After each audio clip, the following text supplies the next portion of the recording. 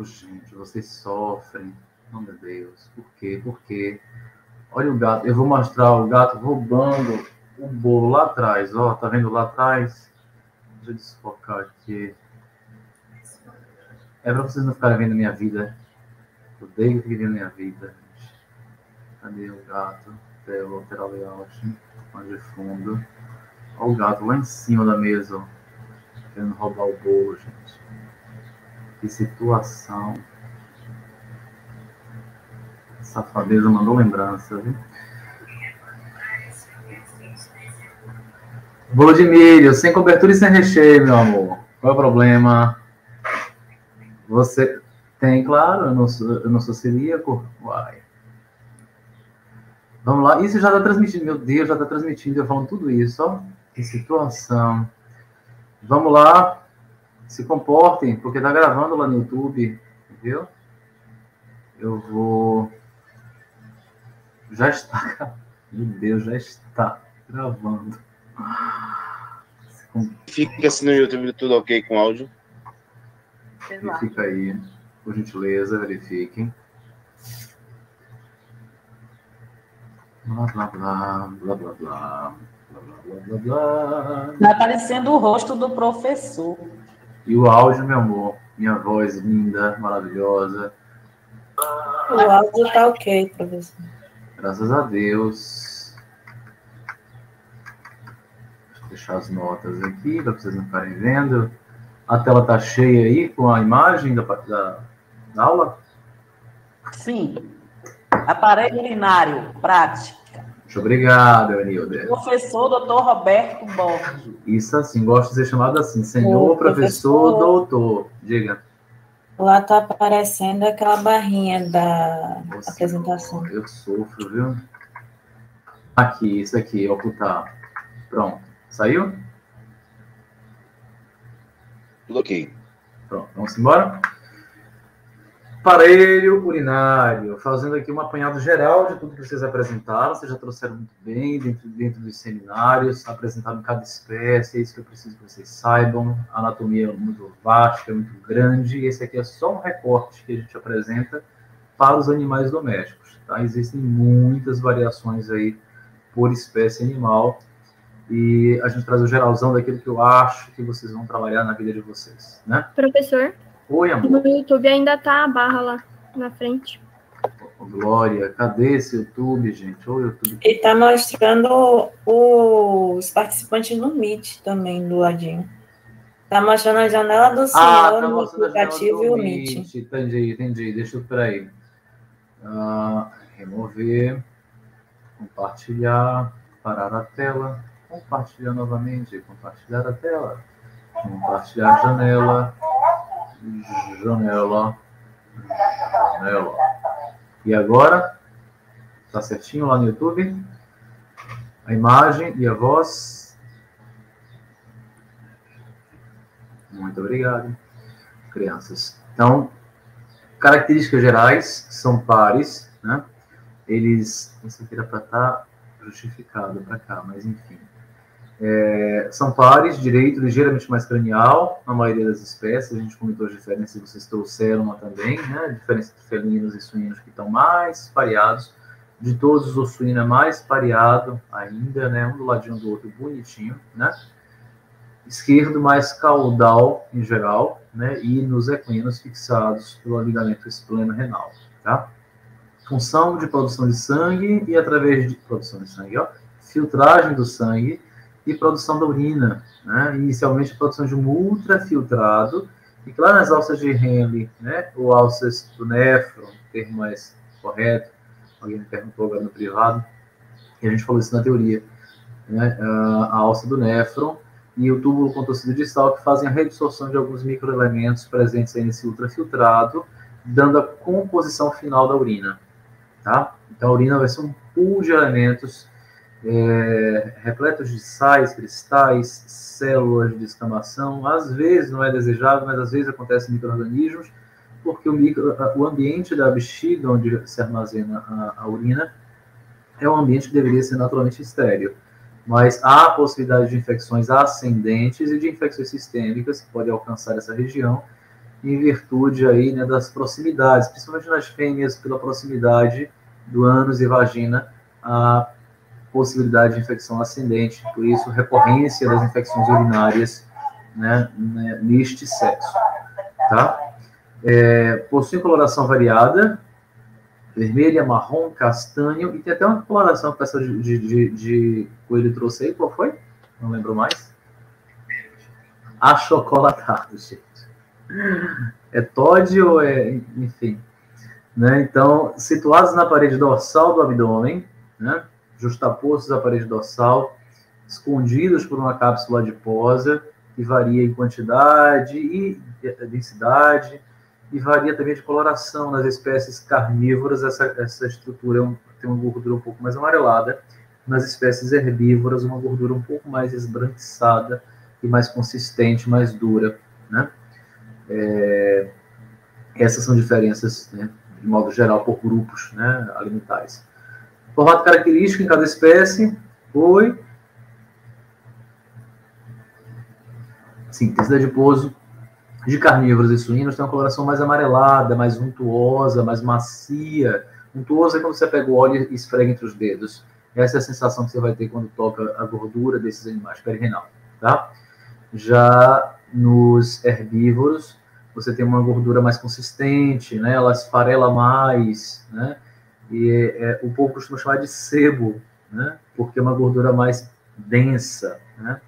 Todas elas, se você derrete, você faz essa aqui é a gordura mais sebosa, por assim dizer, ela forma uma pasta, ela é mais densa, e a outra forma um óleo, né, menos densa. Isso está relacionado à composição. Você já deve ter visto isso com o professor Alexandre, né, sobre a composição dos triglicérides e do colesterol, né, o triglicéride lá com a sua cadeia ramificada, comprida, né, extensa, de hidrocarbonetos, aí quanto mais ligações, né,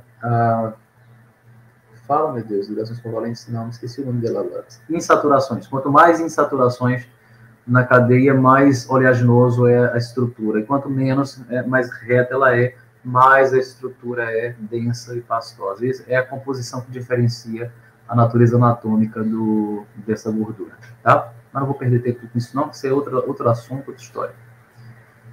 Nada. Feijão, formato de feijão. O povo que não bota formato de comida nas coisas, porque pensa logo, vou comer e vou lembrar disso.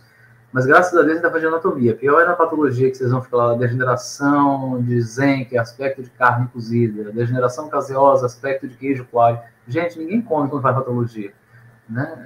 A gente faz dieta na patologia. Então, na anatomia, pelo menos ainda está relacionado ao normal, formato de feijãozão, né? Que é o formato geral, mas a gente observou que há variações. O rim direito tem um formato do coração, que eu não tenho, né, em equinos, achatados dorsoventralmente em suínos e lobados em bovinos, que eu senti também falta no desenho do lado. Mas, enfim, bovinos e golfinhos. Uma aluna postou no grupo, né, a foto que tem dos golfinhos. O DAIS tem essa foto, né, dos golfinhos. A origem embrionária, aqui eu tenho que fazer uma correção da aula teórica, porque eu falei ducto mesonéfrico, e na verdade o que dá origem ao sistema tubular do urinário é o metanéfrico, tá? Mas aí é uma confusão comum, normal, que acontece, inclusive nas melhores famílias, né? Acontece essa confusão. Metanéfrico, mesonéfrico e paramesonéfrico, tá? Que é a estrutura embrionária. Eu trouxe 4 fotos para mostrar aqui a vocês, para fazer essa correção na fala, que ontem eu me toquei. Se eu falei metanéfrico, eu falei mesonéfrico, meu Deus, confundi. Meta, além de, que para além de, se desenvolve além daquilo. Meso, meio, para, ao lado. Tá certo? Belezinha? Esses são os termos da sua origem. Então, aqui a gente observa, olha só, o ducto mesonéfrico. Aqui é a estrutura do embrião, tá bom? Então, tem a notocorda, que é a separação dos dois somitos de ectoderme, que vão dar origem aos gânglios, às estruturas do sistema nervoso periférico, né, somático, gânglios e nervos. Aqui é a estrutura central, né, da notocorda, que vai dar origem à eixo de sustentação e, né, o tubo neural, que vai estar nessa região. Vai se englobar e vai formar o tubo neural, tá? Vai dar origem à estrutura central. Aqui no meio, aqui já tem a cavidade celomática do indivíduo, né? A cavidade celomática. E aí vem aqui, ó, o mesentérico dorsal, né? Que é aqui a parte contínua do mesogástrio, né? Que vai formar a fixação dos intestinos. Aqui no centro vai formar os intestinos, que é intestino anterior, médio e posterior. E o saco vitelino que todo mundo tem, que contém o vitelo, que origina lá, que dá lá a força, a vitalidade para a formação dos tecidos, tá? Isso é mais facilmente visto nas aves, as meninas de aves vão mostrar lá no aparelho genital feminino, né? A gema, o saco da gema, que equivale a isso aqui, esse saco do vitelo, tá? E aqui uma crista, que é uma elevação urogenital, observe, urogenital. E às vezes é descrito muito dessa forma, urogenital, como se fosse uma coisa só. E eu falei para vocês que, na verdade, eles compartilham um segmento comum, principalmente o macho, especial ou macho. Compartilham uma origem comum aí, de proximidade e de continuidade, né? Então, observem aqui, ó, da estrutura central, que vai formar a aorta, né, os vasos, o sistema circulatório no embrião é o primeiro sistema a se formar, tá? Então, antes mesmo de haver pintinho, de haver asinha, de haver cabecinha, de haver biquinho, vai ter um coração e um sistema circulatório desenvolvido no centro do saco da gema, tá? Se vocês observarem isso, pegar um ovinho lá galado, que a galinha tá chocando, se a alma suja de vocês, impregnada de sujeira de vocês, for lá pegar um ovo que está sendo embrionado, partir esse ovo, jogar no chão, na mesa e olhar lá no centro, não façam isso, tá? Eu só estou, né, informando que no centro da gema, vocês vão observar um coraçãozinho batendo, pulsando, né? E as raias, né? Que são o sistema circulatório. Ele é o primeiro a se formar, mesmo antes de todos os outros sistemas, né? O embrião está ali em formação, já, né? E o sistema circulatório também, você consegue ver isso. Veja isso na internet, não faça em casa não, tá? Alguém já fez, já gravou. Então, o que a gente observa aqui, ó, a gente vê um vaso aferente do glomérulo, né? E o glomérulo se formando, aquele corpúsculo glomerular, antigamente corpúsculo de Malpighi, né? E do lado de cá, dentro dessa crista urogenital, a gente vê o tubo mesonéfrico e o ducto mesonéfrico, tá? Estruturas associadas ao genital, e que também vai estar associada aqui à formação, né, do urinário nessa parte, tá? Ele vai se diferenciar ainda, e depois que ele se diferenciar e formar a parte metanéfrica, aí a gente vai observar que vai ter uma formação associada, né, porque essa diferenciação eu não fiz na aula teórica, então aqui na prática eu trouxe para mostrar a diferenciação. Então, isso aqui é o aumento disso, tá? Que a foto bem pequenininha, mesma história, aumentando, intestino aqui no meio, mesentério, a estrutura glomerular se formando, o néfron se formando, olha só, a arteríola aferente, tá? Aqui veio para cá, volta, faz um tufo e volta com uma arteríola eferente. Olha só, aqui o corpúsculo glomerular, a cápsula de Bowman, que é a cápsula glomerular, e aqui a estrutura vai formar os túbulos com tecido proximal, alça do néfron e túbulo com tecido distal, tá? Para se ligar ao ducto coletor.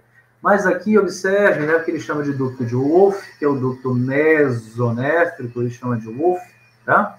E o paramesonéfrico, que é o chamado antigamente de ducto de Miller. Por isso que eu peço muito cuidado quando leio nos livros, porque livros mais antigos vão chamar de ducto de Wolff, o mesonéfrico, e de Miller, o paramesonéfrico.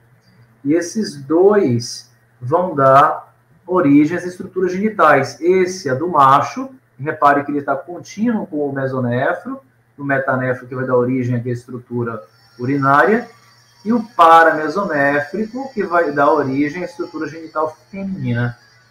Então, o indivíduo, o embrião, apresenta os dois elementos, mas um vai ser desenvolvido. Existem hormônios, por exemplo, antimilerianos no macho, que vai impedir o desenvolvimento do ducto paramesonéfrico. A presença desse hormônio antimileriano vai impedir que esse ducto se desenvolva. E ele dá origem a quem? A parte tubular do trato genital feminino, né? Tubo uterina, útero, essas estruturas, até a parte perineal da vagina, salvo engano, né? Vai ter origem aqui no ducto paramesonéfrico. E o de cá, o ducto mesonéfrico, vai dar origem na estrutura genital masculina, né? A parte tubular também, né? Ducto deferente, glândula ampullar, vesicular, uma série de coisas. Nessa imagem, que apesar de ser de ser humano, eu trouxe para mostrar aqui no esquema, né, os dois ductos e a sua formação. Então, observe aqui, eu tenho, né, o ducto de Wolff, né, Wolff, e o ducto de Miller, um do lado do outro, né, próximo à estrutura gonadária. A gônada vai dar origem ao testículo se tiver indução para diferenciação do macho, ou a gônada vai se diferenciar para ovário, caso seja a indução para a fêmea. E aí, na 8ª semana de vida do ser humano, isso vai cada sinal diferente, em cada tempo diferente de gestação, e esses ductos vão sofrer, um vai sofrer estimulação e o outro a regressão. E aí, no macho, né, desenvolvem os ductos deferentes, né, as glândulas ampulares e vesiculares, que aqui é representada, né, e aqui na fêmea vai dar origem à tuba uterina e o útero, que na mulher é um útero balonoso, mas nas espécies domésticas ele é bifurcado. Tá? Depois eu explico isso para vocês o porquê. Tá certo? Pergunta, diga, meu querido.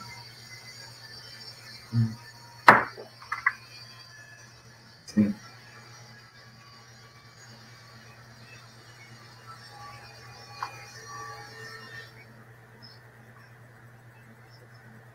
Cápsula glomerular, tá? Antigamente chamado de cápsula de Bowman. Tá bom? Beleza. Aí agora a gente chega nos animais domésticos, né?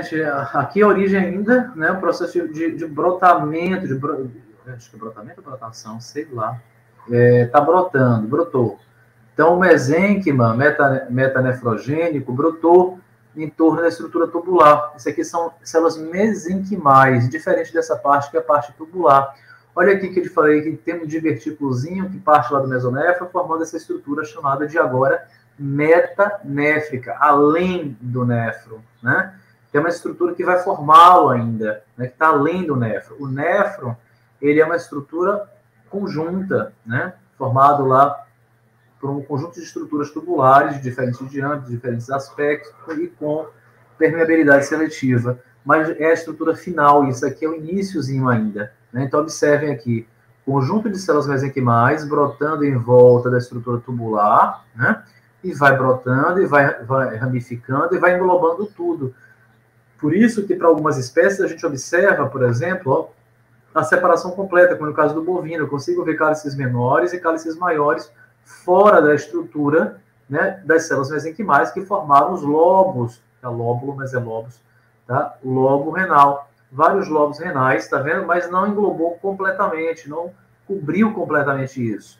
Nos unipiramidais, a gente consegue, no cão, no equino, observe, envolve completamente a estrutura. Mas no equino, aqui não está mostrando, as artérias interlobares ficam para fora, não fica englobado completamente. Ou seja, a diferenciação dessa parte do metanefro, né, mesênquima metanefrogênico, é que ele vai dar, né, o formato final desse rim e o quanto ele encobre da estrutura de drenagem, como cálices menores, maiores e pelve renal, né, em cada espécie animal. E aqui a gente observa os recessos pélvicos e os recessos terminais da pelve renal, né, que acontecem aqui, respectivamente, em cães e equinos, tá? De forma isolada. Recessos pélvicos em cães e recessos terminais da pelve renal no equino. Olha o aspecto franzido, né, espiralado, franzido, que esses recessos têm. Então, a gente vai para a peça real, na prática, para mostrar o porquê é tão diferente. A gente já mostrou, depende do grau de diferenciação do mesênquima, para poder dar formas diferentes nesses animais. Depende da escala filogenética, em que espaço ocupa. É tudo ruminante? Não. Mas todo ruminante é igual? Não. Então, por exemplo, caprino e ovino estão numa escala X, e mesmo assim diferente entre eles. E bovino está numa fase diferenciada também, por isso até a família bovida, porque tem características que são encontradas nos bovinos, que são encontradas em muitas outras espécies, e por isso a família geral, né, chamada de bovida, mesma família onde você insere caprinos e ovinos, né? Então aqui, ó, rim de bovino, rim direito de equino, dá para ver claramente, né? Rim de suíno, adoro fazer isso, e rim esquerdo de canino. Eu jogo as coisas na sala, eu pego as peças e jogo numa mesa, blá, Aí eu saio dizendo, direito, esquerdo, lado, parará, espécie, o pessoal fica, meu Deus, ele é louco. Não sou louco, é a prática, é o olhar, é o treinamento de você olhar para a peça e buscar as informações que a gente já descreveu aqui por espécie, né? Com os meninos de campo do celular, tem X tamanho, o esquerdo é mais desenvolvido, a pelve renal é maior no esquerdo, por exemplo, né? O direito tem um formato de feijão mais bonitinho, o esquerdo ele é mais pontudinho no polo cranial. Isso tudo serve para você diferenciar. Vai que você está passeando pelo pasto, de repente vê um rim, né, e quer saber, que espécie pertence, né? O que o rim está fazendo no meio do pasto, mas enfim. Então, bovino, equino, suíno e campo, tá? Aqui já corrigimos a imagem, só lembrando a situação dos rins, direito, né, equino, né, mais cranial, esquerdo, mais caudal, fixado ao baço. A posição ocupa, né, o rim direito de equino, as 3 últimas costelas e processo transverso da primeira vértebra lombar, tá? E o rim esquerdo ocupa a posição que vai da última costela aos 3 processos transversos das 3 primeiras vértebras lombares, L1, L2, L3, tá certo? Belezinha? Essa é uma vista dorsal. E por isso ele faz relação com tudo isso. Já no equino eu já posso dizer todas as relações, porque é muito fácil de ver, né? O músculo psoas menor e maior passam aqui dorsalmente, né? Relações dorsais, última costela, as 3 últimas costelas e processo de L1 no rim direito, né? Última costela e os processos de L1, L2, L3 no rim esquerdo, na face dorsal do órgão. Né? O polo cranial do rim esquerdo com a extremidade dorsal do baço, né? Os polos caudais com alças intestinais, e aqui a borda medial do rim esquerdo com a aorta e adrenal esquerda, e a borda medial do rim direito com a veia cava caudal e adrenal direita. Tá? Ok? Olha quanta coisa tem para se ver aqui, né? Nessas peças, quanta informação nova tem e o quão importante isso é. Se você vai fazer uma cirurgia, precisa fazer a remoção de um urólito na pelve renal, porque ele não vai passar, ele é grande, imenso, e como o ureter tem um diâmetro estreito, ele não vai passar. É preciso saber aonde fica a pelve renal para poder ter a melhor abordagem, né? Para saber como você vai chegar lá, como você vai fazer o procedimento. Deus queira que vocês não precisem, mas se Deus quiser, em sua finita sabedoria, ele vai pôr isso na vida de vocês, vai operar na vida de vocês. Vista ventral, olha só, na vista ventral eu consigo ver alguns elementos, né? A adrenal, né? Do lado esquerdo, a adrenal direita. Olha a veia cava caudal passando aqui, né? Na parte do meio, né? Entre os 2 rins, e a artéria aorta. Consigo ver a veia na parte ventral, sempre consigo ver o hilo, que é essa região de entrada e saída dos rins, tá? Hilo renal.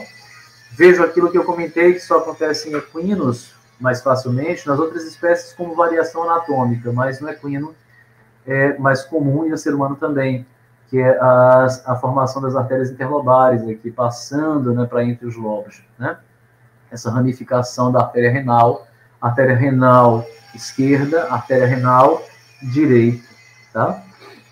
Veia renal direita, veia renal esquerda, elas drenam para a veia cava caudal. Ureter direito, ureter esquerdo, né? Emergindo aqui da pelve renal, seguindo seu trajeto medial e caudalmente, rente à parede dorsal da cavidade pélvica.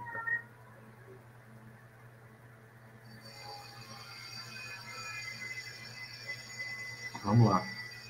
Vocês me perdoem se eu parar em alguns minutos, viu? Porque eu estou com um probleminha aqui e eu vou precisar alguma vez me ausentar. Só um minutinho, gente. Um minutinho só, por gentileza. Deixa eu parar aqui.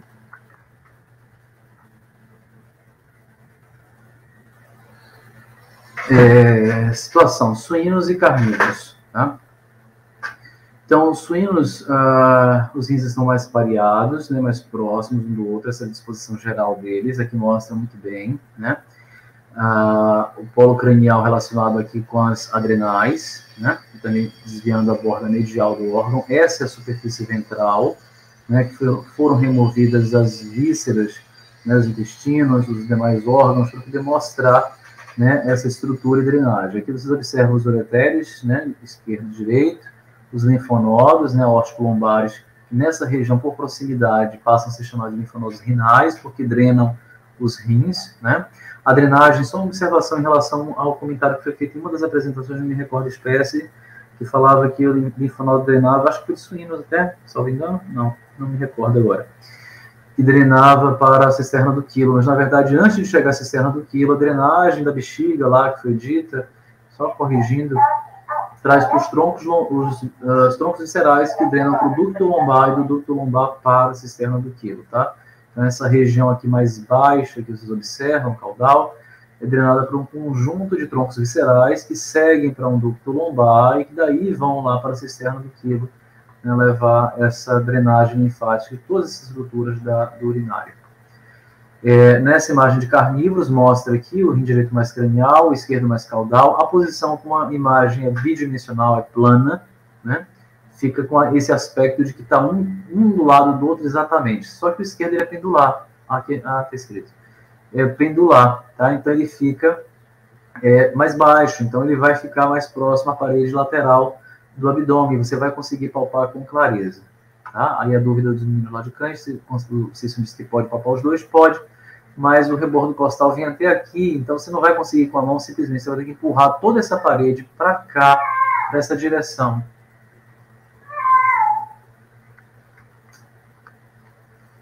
Não estou conseguindo me concentrar, me perdoem. O tronco celíaco, né, fazendo aqui a irrigação, a artéria mesentérica cranial, emergindo aqui. Próximo a eles, a gente tem os dois gânglios celíacos e o gânglio mesentérico. Então, esse é o conjunto do gânglio celíaco-mesentérico que faz a inervação dessa região dos rins e das adrenais do animal, tá? Esse conjunto eu mandei no zap para vocês uma explicação de um professor que fala sobre humanos, mas mostra exatamente as contribuições na formação dos dois gânglios celíacos, tá? Que é pelo vago direito e vago esquerdo. Né, lá eles chamam de vago dorsal, desculpa, e vago ventral, que eles chamam lá de vago posterior e vago anterior.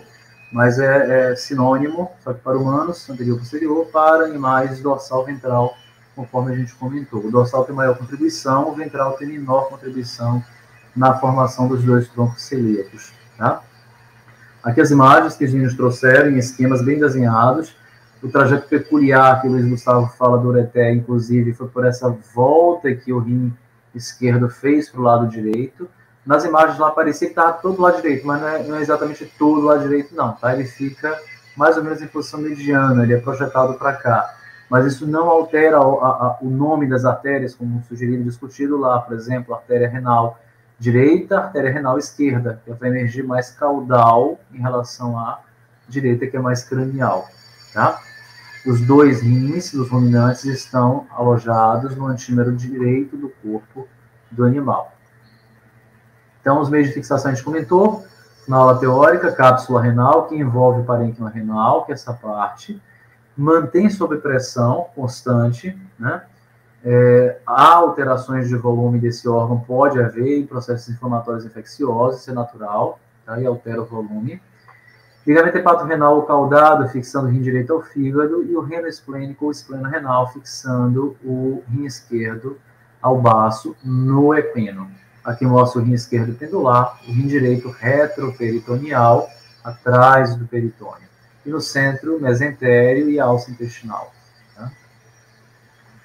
Aqui os dois são direitos, tá? Mas são colocados aqui para vocês olharem, né, a vista dorsal desses rins. São dois rins diferentes, né, um mais formalizado e um mais afresco, mais recente, mas já mostra alguns elementos da anatomia para descrição. Então vamos lá.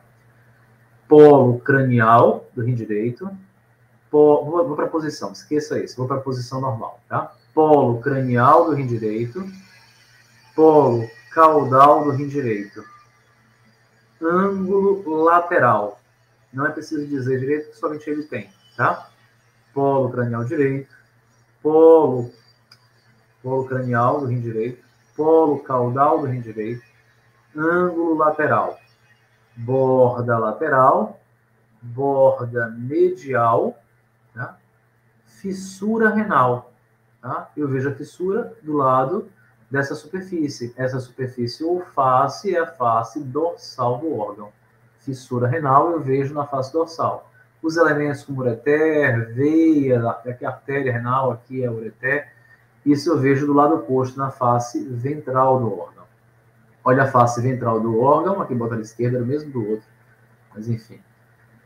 Eu consigo ver a artéria renal e consigo ver o ureter. A veia foi removida nessa peça, tá? Mas é porque a veia é mais flácida, ela é mais fina. Tem peça nossa que eu tenho nas imagens e mostro para vocês, tá?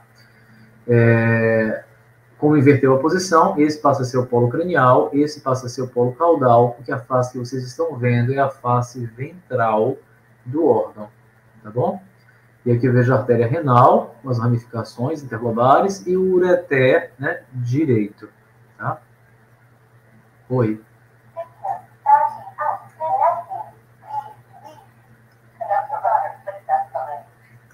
Sim, é você pegar aqui e fazer isso, porque você está virando o lado direito para a esquerda, né? Ok? E nessa imagem, porque ele fez isso, inverteu. Se eu invertesse lateralmente, não. Mas se eu inverter, se é o contrário, sim, trazer de ponta cabeça, entendeu? Tranquilo. Oi.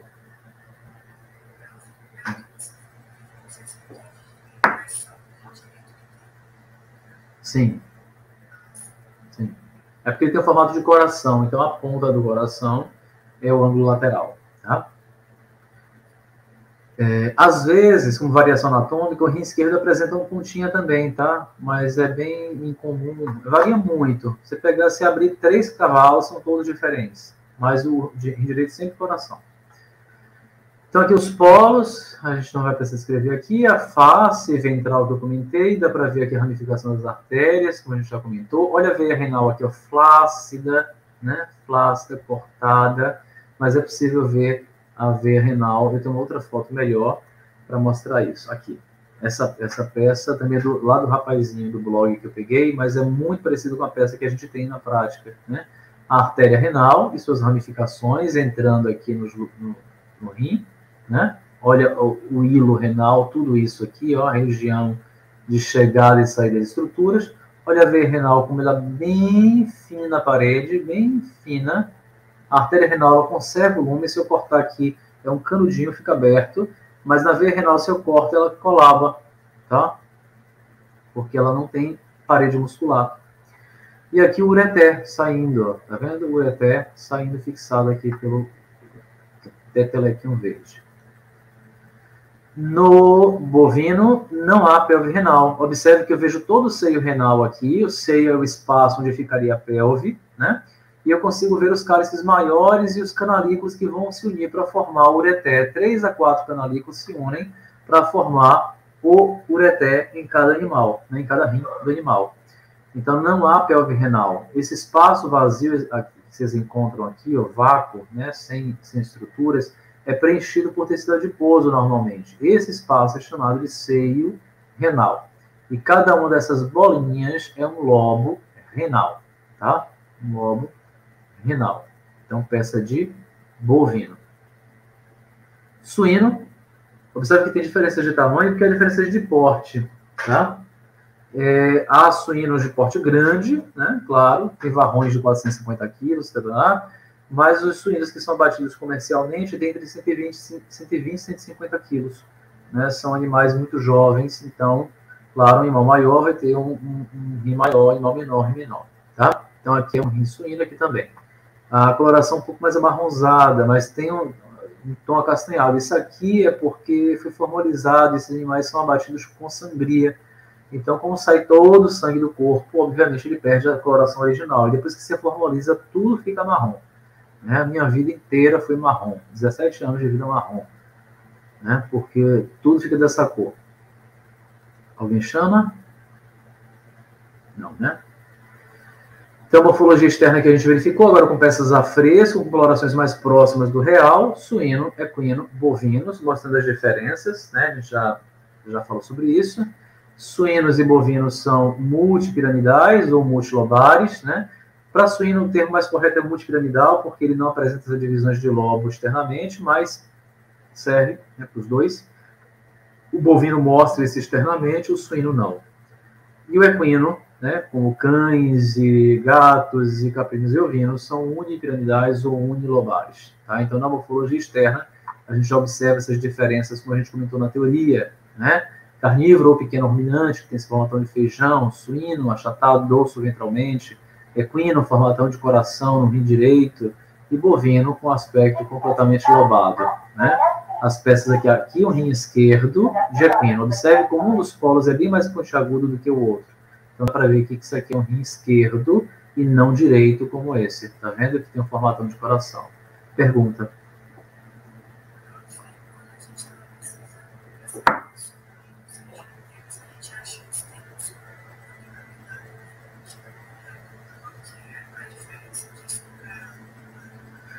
Papila é só a ponta, como a gente comentou na teoria, a ponta. Você tem o lobo inteiro formado de córtex e medula. A pirâmide, que é formado só de medula. Papila é só a ponta. Quando ele diz o termo unipapilar ou multipapilar, é porque todas as papilas se uniram formando a crista renal única, né? E multipapilar é quando não se funde e deixa as papilas de forma evidente. Então, seriam sinônimos de unilobar e multilobar, unipiramidal e multipiramidal. Porém, há diferenças aí, como é no caso do cão, que a gente comentou, que mesmo havendo a formação de crista renal pela fusão de algumas papilas, né, e teoricamente ele deveria ser unipiramidal, unilobar, unipapilar, mas ele ainda assim, se afastando da crista, consegue ver papilas renais lá dentro, entende? É a única exceção desse caso, mas são sinônimos. Nada. E aí vem os nomes, né? Multipiramidais, multilobares, multipapilares, unipiramidais, unilobares, unipapilares. Depende muito aí de cada livro que vocês forem estudar, né? A gente não tem nas referências da gente livros com coelhos, a não ser o Popesco. Não sei como é que o Popesco chama isso, não me recordo. Mas o Popesco não é um livro descritivo, é um livro de identificação direta. Então, eu acho que ele não tem isso lá. Então, bovinos, né?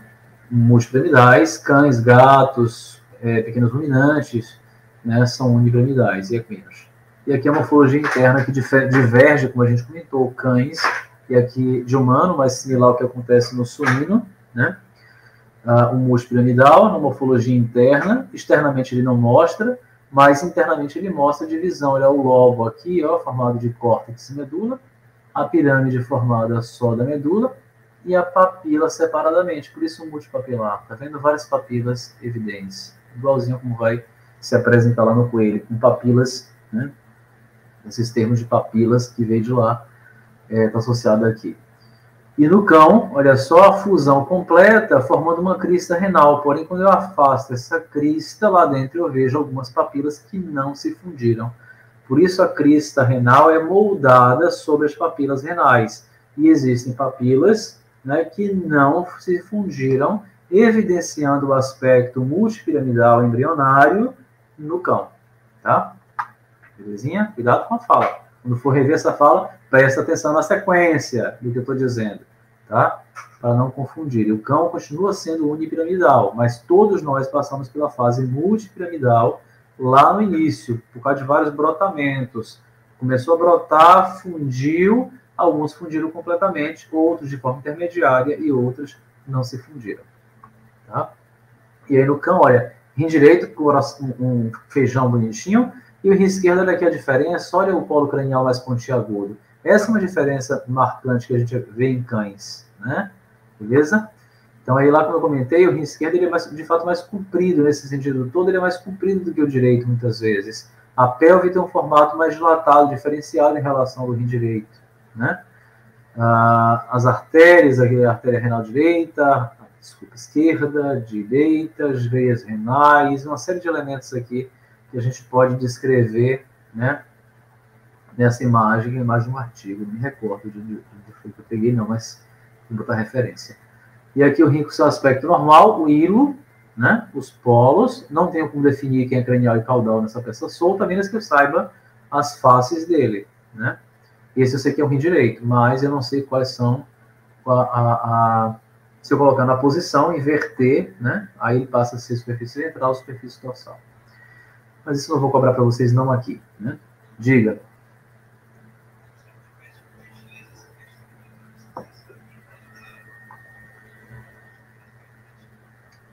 Tá gravado, mas eu vou repetir. Essas coisas que vocês ficarem na dúvida, se for dúvida nova, beleza. Mas se for do que já disse, tá gravado, vocês vão ouvir lá de novo, né? Fica gravado. Olha só. Ah, tá, desculpa. Não, desculpa, tá bom. Olha só. Os cães, eles sofreram um processo de fusão, né? As papilas, os lobos se fundiram e formaram, volta a imagem, formaram uma crista renal. Repare, ó, o córtex todo fundido e a medular toda fundida. Quando a medular toda fundiu, formou não tem mais papila de forma evidente aqui nessa imagem. Eu vejo aqui o quê? Uma crista renal, tá? Moldado em cima das papilas renais, porque elas se fundiram. Mas se eu afastar essa crista, lá dentro eu consigo ver algumas papilas que não se fundiram. Então eu vou ver esse aspecto aqui, ó, com algumas papilinhas presentes. Que nessa imagem aqui, eu consigo ver, ó, tá vendo aqui? As papilas que não se fundiram são essas, tá? Pergunte agora.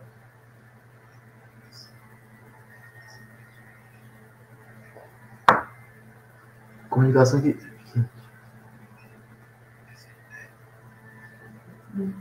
Bom, a vascularização e os vasos interpassam por essas redes, mas não, se for com relação ao néfron, estrutura, não. Entre eles, não. Cada néfron é isolado, você tem os seus néfrons. Cada animal tem determinado número de néfrons, né? Aí uma questão interessante que você trouxe, mas que é um outro gancho para uma outra pergunta, né? Há animais que apresentam menor número de néfrons e animais que apresentam mais. Salvo engano, o bovino tem 700 mil, felinos tem 300 mil, 200 mil, não me recordo, cães 400 mil, é algo assim. Mas há uma diferença discrepante, até por isso há mais problemas renais em cães e gatos do que haveria no bovino, porque se você tem um determinado número X de néfrons, e alguns desses néfrons se perdem por algum processo intersticial, uma nefrite, né, direta do néfron, ou nefrite intersticial no espaço entre os néfrons, que é isso que você está comentando, né, que se é interligado. Se acontece um processo infeccioso inflamatório aí, há perdas. E quanto mais néfrons você perde, menos diminui a capacidade de filtragem deles, compromete a função geral do rim. Entendeu? Então, é importante. É importante. Tá? O número de néfrons é diferente nas espécies domésticas. E aí, um rim de cão e de pequeno ruminante. Aí você olha assim, quem é quem no jogo do bicho? Se eu pegar aqui, rodar, vocês vão achar quem é quem? Que saudade de fazer isso na prática, gente. Vocês não fazem ideia de quanto eu tenho saudade de pegar essas peças, jogar lá e dizer assim, identifica, me dá, eu deixava até um só para saber, me dá a espécie, me dá a posição, me dá a situação anatômica e do que morreu. Né? O povo me odiava por isso, mas é importante para você saber com o que você está lidando. Né? Então, aqui a artéria, ó, a artéria renal, ó, o lúmen aberto, tá vendo? Foi cortado e manteve o lúmen. E olha o ureter aqui dele, tá? Beleza? Olha aqui a artéria e olha o ureter, tá? A artéria conserva o lúmen porque ela é muscular, tá? Então, preserva o lúmen. No gato, coloração creme amarronzada, sofre processos degenerativos, gatos, principalmente aqueles que não se alimentam por algum tempo, em virtude do processo de doença que está acontecendo com o meu, que eu já procurei, não achei, está miando em algum lugar. Mas se terminar, eu vou procurá-lo para ajudá-lo. Coitadinho. Os rins sofrem com isso e sofrem essa alteração de coloração. Presença de vasos subcapsulares aqui, né? Observem que acontece apenas neles, né? Dessa forma, esse arranjo lindo, parece um desenho de prato de porcelana, é uma coisa bonita de se ver, né? Olha a veia renal aqui, drenando as veias subcapsulares, presentes apenas no felinos. Aqui a gente consegue ver na peça mais a fresco, a imagem do Koenig, consigo ver os vasos aqui, ó. Tá vendo que foi injetado por látex? Consigo ver todas as ramificações. E eles drenam pela superfície. Como eles não se distribuem entremeados ao parênquima, o parênquima fica de uma coloração mais clara, mais amarronzada, se distribui na superfície. Por isso gera essa alteração. Diga. Oi.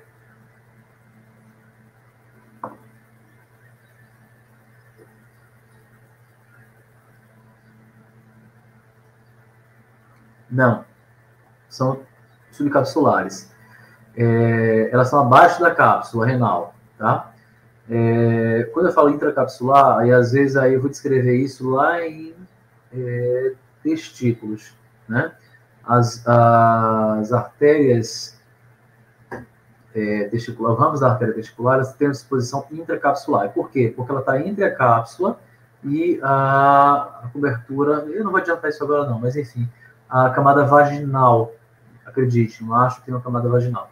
Então está entre as duas. Quando está entre as duas, ela é intra. Quando está abaixo, ela é sub. Nesse caso é sub. Tá? Ok.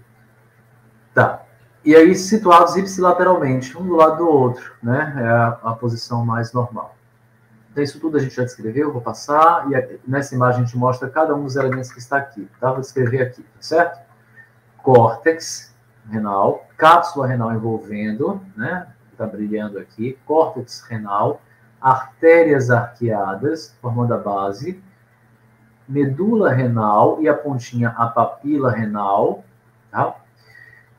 Lobo renal, formado por córtex e medula, pirâmide renal, formada só pela medula, tá? Sistema de drenagem, cálices menores, se unindo para formar cálices maiores se unem para formar a pelve renal, exceto no bovino, tá? Tudo isso aqui é a pelve renal, o espaço que está ocupado pela gordura aqui renal, né, é o seio renal, né? Então a gordura do seio renal, tá bom? Artéria renal, veia renal, ureter, é tudo isso que a gente consegue ver aqui na morfologia interna dos rins. Nessa imagem, mostra tudo isso, tá? Rim direito de equino, mostrando aqui, ó, a pelve renal, ela é franzidinha assim mesmo, tá? Pelve renal e aqui a saída, o ureter, tá? Tudo isso aqui é pelve renal. E se eu puser aqui eu sempre faço isso na prática, eu ponho uma pinça aqui dentro e avanço, isso vai até aqui dentro, ó, até a extremidade do polo, né, dos polos cranial e caudal. Então, isso aqui dentro é a extensão, é o recesso terminal da pelve renal, de um lado e aqui do outro, tá? Isso está circundado de vermelho, é a parte medular que se fundiu. E essa parte mais externa é a parte cortical, córtex renal, medula renal, e aqui em azul, na pontinha, porque está quebrado aqui, na peça formalizada quebra fácil. Isso aqui tudo é crista renal, essa bordinha, crista renal, que é a fusão das papilas, né, renais, ok? Aqui eu tenho os ossos das artérias arqueadas, e aí eu consigo ver que isso aqui é uma pirâmide renal. Mesmo que isso tudo esteja fundido, ó, entre uma artéria arqueada e outra, eu sei que essa é uma pirâmide renal, tá? Essa aqui, ok? E se eu avançar um pouquinho mais, esse é um lobo renal, tá? Porque tem as artérias arqueadas para me servir de guia aqui, tá? Beleza? E por aí vai. Pergunta.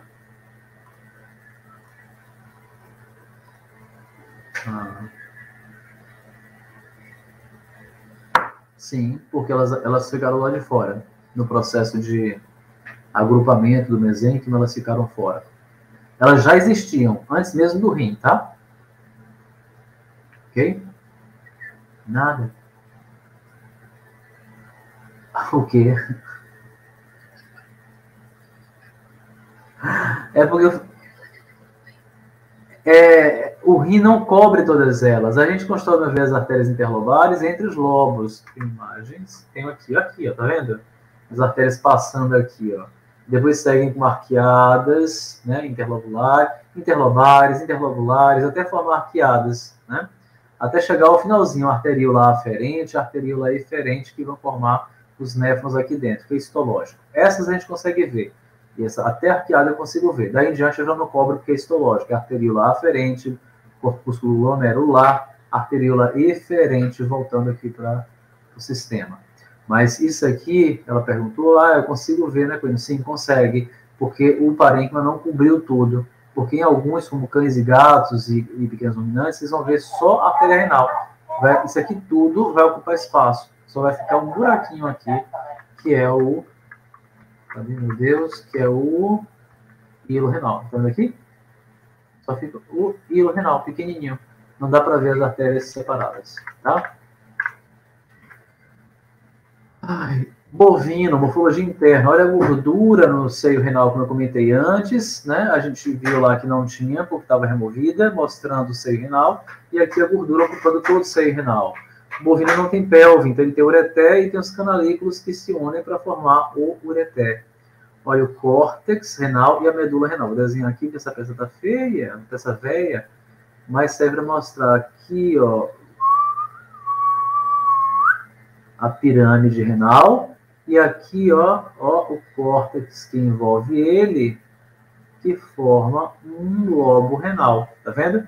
Aqui não está muito pirâmide não, mas dá para ver claramente aqui o que é essa é a pirâmide renal e aqui o lobo renal. Tá certo? Isso se repete. Conseguem ver a diferença de textura disso para isso aqui? Pronto. Tá? Lobos e pirâmides. Certo?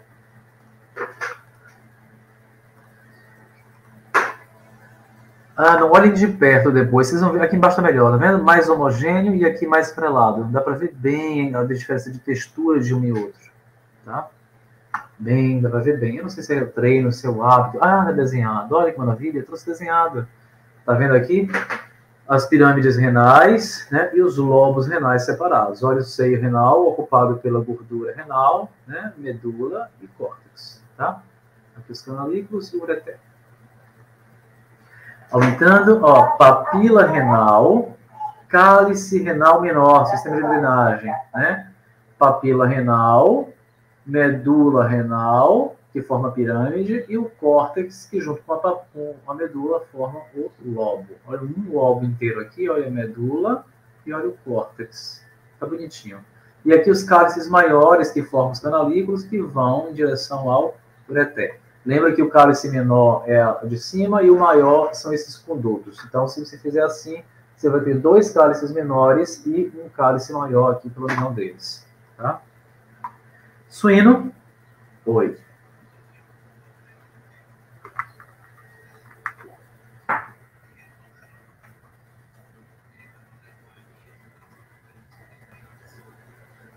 Não. A pirâmide é formada de medula e a papila é só um acidente anatômico. Vou trazer para cá, ó, tá vendo? A papila é um acidente anatômico, ela acontece aqui na pirâmide. É o ápice da pirâmide. Olha a pirâmide aqui, a pontinha é a papila. Do que é formada a pirâmide? De tijolos. Então, quem forma a pirâmide aqui? A medula. Tá? Outra coisa que eu preciso manter isso na 1 com vocês, o que é acidente, o que é estrutura e o que é região, espaço e formação. Porque senão, chega aqui na 2, eu sinto essa dificuldade de linguagem. Então, olha só. Oi.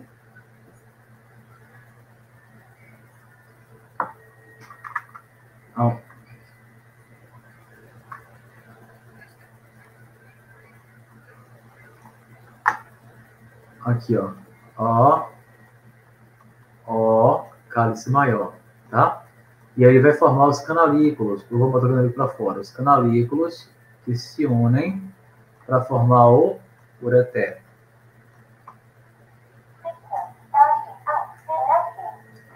Cálice menor. Tudo isso aqui é cálice menor. Aí ele vai... Ó, isso aqui é o cálice menor. Isso. Cálice menor. Aí vem outro cálice menor aqui, ó. Aí ele segue como cálice maior. Aqui é cálice maior. Aqui é maior, aqui é menor. Pronto? Nada.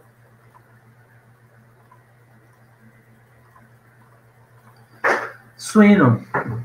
Suíno dá para ver melhor isso aqui, ó. O cálice menor abraçando a papila. Outro cálice menor abraçando a papila. Os dois cálices menores se unindo para formar cálices maiores. Olha os cálices maiores aqui formados, tá? Um menor, outro menor, eles se fundem, outro menor, tudo se unindo para formar cálices maiores. E aí vai formar o geralzão, que é a pelve renal, tá? Então aqui é a pelve e aí segue o ureter, tá? Animal. Então aqui é peça de suíno. A pirâmide é todo esse aspecto, mostra a papila bem evidente. Na pontinha da papila chega o ducto coletor, trazendo a urina para ser coletada pelo cálice menor. Multipiramidal. Olha aqui os desenhos, não tá bonitinho? Né? Só isso aqui que tá meio geralzão, não era tudo. Então, cada um desses é um cálice maior, mas aí quem desenhou botou o geralzão, tá? Já peguei o desenho. Deixa.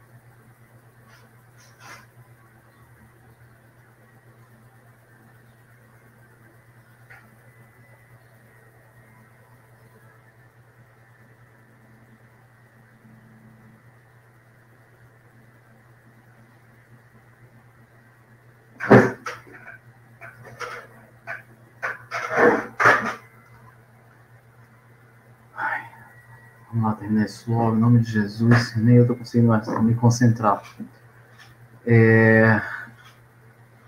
Essa imagem não traz muita clareza, não. É também rim suíno, mas está apresentando escura, né? O ureter, né? E a pelve renal aqui no centro, as papilas renais, né? Córtex e medula. Peça de cão, rim de cão, né? Tá meio detonadinho, meio velhinho, mas serve para mostrar o córtex renal, a medula renal, a crista, né? A renal, aqui está deformado porque foi cortadinho, peça formalizada, né? Quebrado um pedacinho, crista renal, aqui dentro a pelve renal, né? Tudo isso aqui é pelve renal, tá? Aqui o seio renal ocupado por gordura, né? O ureter saindo, e aqui a artéria renal nessa peça. Aqui em cão a gente consegue ver uma coisinha que é chamada zona intermediária. Alguns livros vão chamar de paracortical, né? Vocês vão ver, vai depender do livro que vocês vão estudar, histologia, anatomia. Paracortical ou zona intermediária, né?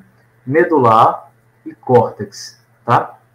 Essa zona é uma zona específica, ela acontece dessa forma bem definida nos cães, e tem a ver com aspectos histológicos. Depois vocês veem isso lá quando tinha Ana Karina. Aqui a cápsula renal, né? Aparecendo a cápsula em volta, né, de todo o rim do animal. Pequeno ruminante, muito parecido com o do cão, né? Aqui até apareceu um pouquinho de paracortical, mas não é muito comum. Olha, medular, completamente fundida, crista renal, pelve renal, tá? E córtex renal, certo? Aqui do gato, mostrando a cápsula, né? Disposição subcapsular dos vasos, olha só, presença dos vasos, né? Ele aberto, mostrando aqui as artérias arqueadas, a medular, pelve renal, crista renal, tudo direitinho, córtex, tudo igualzinho com os outros, nada muda, a não ser a disposição intracapsular dos vasos, tá? Então, isso foi o que a gente descreveu, olha só, artéria renal, as artérias interlobares, interlobulares, e aí a formação das artérias arqueadas aqui, ó, que são essas voltinhas, né? Essas voltinhas em torno da base da pirâmide, tá? Olha aqui a pirâmide, né? A pirâmide formada pela medula, a pontinha a papila renal e aqui o córtex, né? Desse rim, tá? Aqui na abertura, novamente, mostrando aqui os recessos pélvicos, como eles se estendem, e as papilas que não se fundiram em cães, tá vendo? Então, aqui são os recessos pélvicos e as papilas que não fundiram. Na imagem aqui, formada pelo ingestão corrosão, né, ingestão de látex, ureter, os recessos da pelve e as papilas renais. Recessos pélvicos e papilas renais, e aqui no equino, os recessos terminais da pelve renal. Dos ureteres, são dois, direita e esquerda, né, parte abdominal e pélvica, saem do hilo do rim, né, hilo renal, e vão em direção à bexiga. No trajeto a gente já viu que disparidade de diâmetro, localização, tamanho, variam, né? A gente viu o aspecto peculiar trazido lá por bovinos, que é quando o rim esquerdo migra de posição para o lado direito, e os dois emergem juntos, né, da direita para a esquerda, para se seguirem dorsalmente até chegarem na superfície dorsal da bexiga, tá? Levam a urina, tem variação entre sexos, a relação no macho com a prega genital e ducto deferente, e na fêmea, relações com o ligamento largo, que a gente ainda vai ver, né, no próximo semestre. Esse é o site Aimaios, eu tinha a pretensão de usá-lo hoje, eu vou deixá-lo para a semana que vem, porque estou com problemas técnicos aqui, eu preciso da assistência, né? Os rins, né? A situação, o rim direito mais cranial, o rim esquerdo mais caudal, é uma imagem tomográfica feita por reconstrução, que eu também esperava que vocês pudessem usar nas próximas aulas, principalmente para aqueles que não adquiriram os EPs, não puderam adquirir, não conseguiram adquirir os EPs, podem usar essas imagens reconstruídas. Esse site, ele tem lá, como eu postei para vocês no WhatsApp, ele é gratuito, basta se cadastrar, e vocês têm acesso a imagens de cães, de gatos, de coelhos, de camundongos, né, de equinos, várias espécies, né? Não são todas, mas tem algumas espécies. Isso aqui que vocês estão vendo é a imagem real de um aparelho urinário de um cão. Real, é isso aí. Só que foi reconstruído com um aplicativo chamado Amira 3D, que pega a imagem tomográfica, né, que são imagens de cortes, slices, são cortes que são feitos no organismo, pega uma sequência de cortes, a depender da espessura de corte utilizada, 0,05, por exemplo, espessura de corte, né, 0,03, 0,05 é mais utilizado, entre 0,02 e 0,07, né, milímetros, espessura de corte. E aí você consegue fazer vários cortes sequenciais, esquemáticos na imagem, no indivíduo, e depois empilha tudo isso e monta a imagem. E aí agora só basta dar cor ao que você quer. E aí reparem o rim, né, direito, ureter direito, seu trajeto, rim esquerdo e ureter esquerdo em seu trajeto. Observe como é diferente, não é aquela coisa retilínea bonitinha, tá vendo?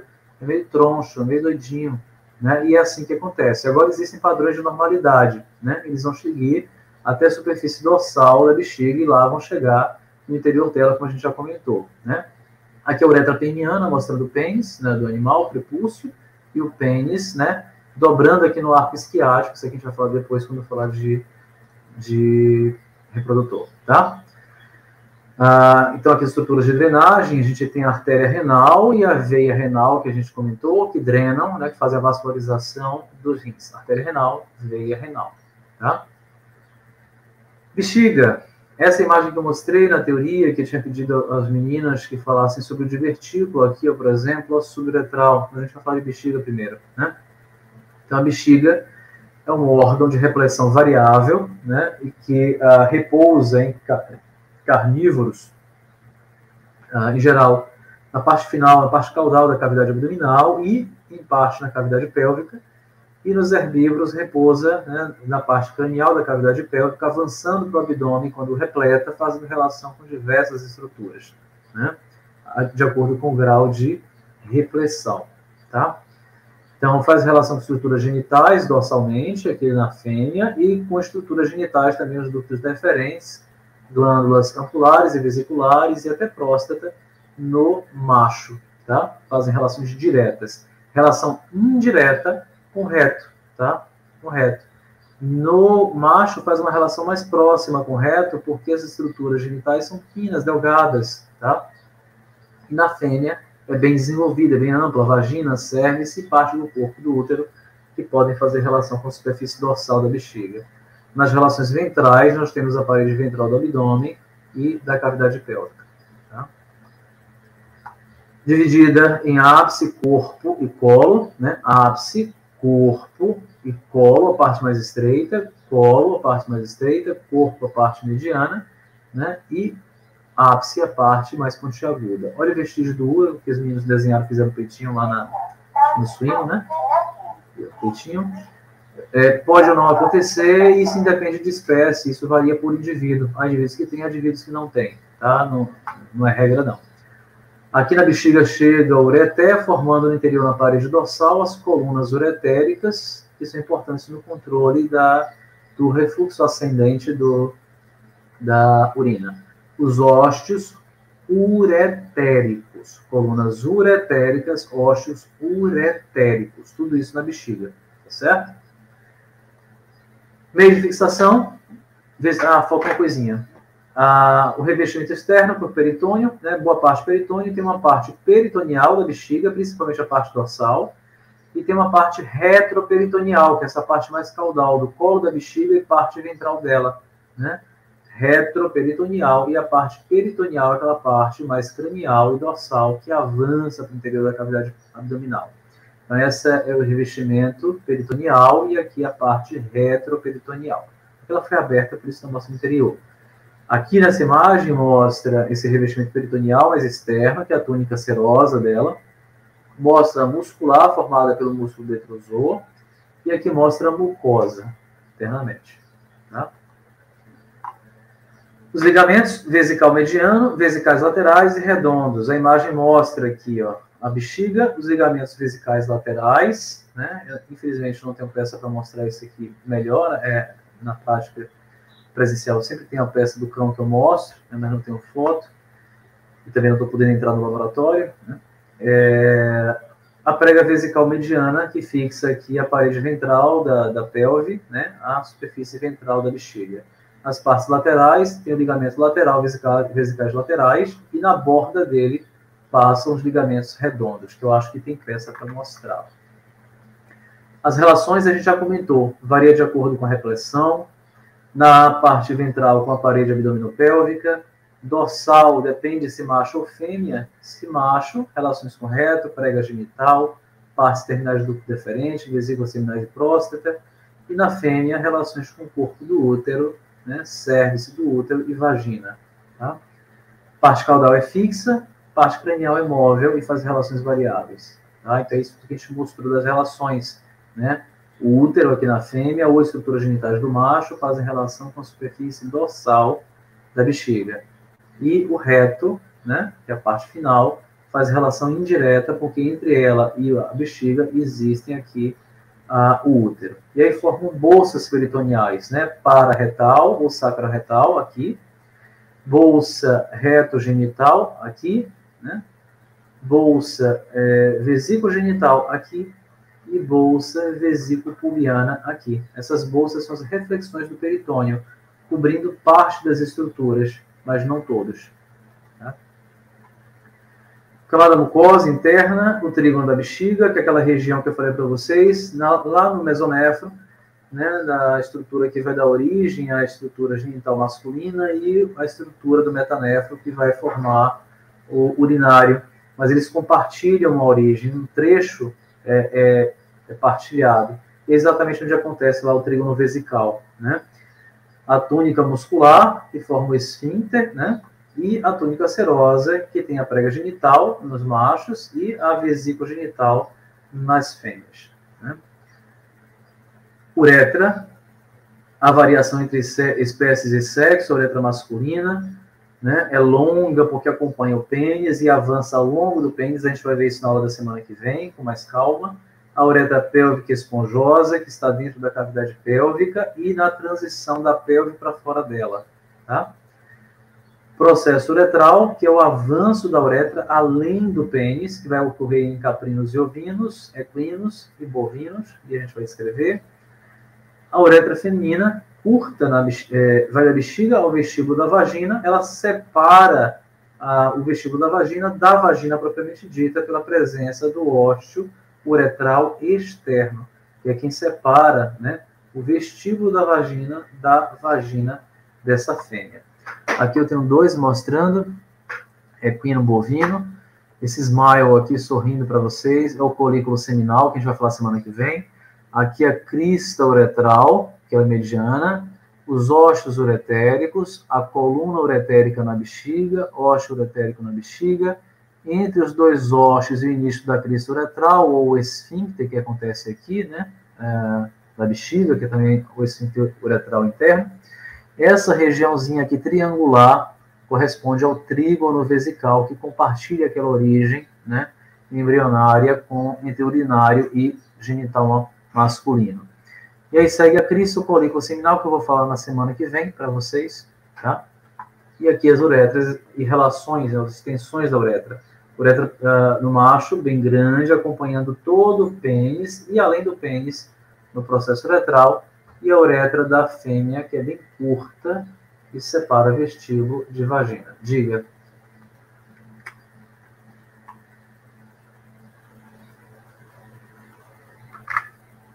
Sim.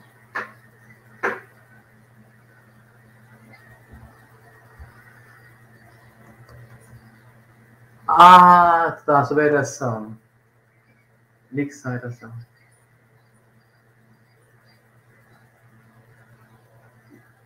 Isso, ereção noturna, né? Ou logo pela manhã. Como o trígono vesical ele tem controle, ele tem um estímulo do sistema nervoso autônomo, ele manda informação para esvaziamento, mas ele também compartilha a ação de despertar do prazer erógeno dessa região. E aí acontece de haver essa ereção na micção. A ereção pelo processo de... Mãe e pai não estão ouvindo isso não, né? Pelo amor de Deus. Mas faz parte do assunto, tá? No plano de curso, pelo amor de Deus.